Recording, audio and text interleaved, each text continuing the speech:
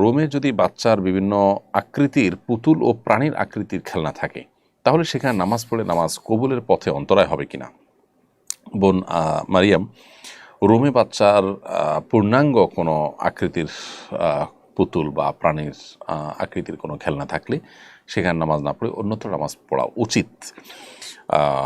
এটি প্রথমত ফেরেশতা প্রবেশের ক্ষেত্রে বাধা সৃষ্টি হয়, রহমতের ফেরেশতা আসে না।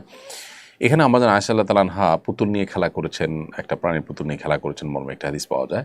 সেই হাদিসের ব্যাখ্যা অবশ্য উলামায়ে কেরাম বলেছেন যে এখানে প্রাণীর অবয়বটা হয়তো ছিল, পূর্ণাঙ্গভাবে একটা প্রাণীর চোখ মুখ কান যেরকম থাকে ওইরকম হয়তো ছিল না।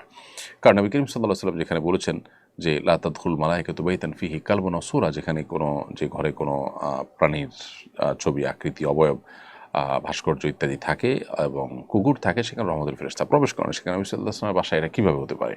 অতএব এটি নিশ্চয়ই এমন ছিল যেটিতে পূর্ণাঙ্গ অবয়ব বোঝা যায়নি, জাস্ট ডামি বোঝা গেছে এরকম কিছু। তো এই জন্য এরকম কোনো রুমে থাকলে, প্রকাশ্যে বিশেষ করে দৃশ্যমান থাকলে, সে রুমে নামাজ না পড়ে অন্য রুমে নামাজ পড়া উত্তম। যদিও রুমে নামাজ পড়লে নামাজ হয়ে যাবে, বাট মান এবং গুণগত মান কমে যাবে, কারণ রহমতের ফেরেশতা সেখানে প্রবেশ করেন না।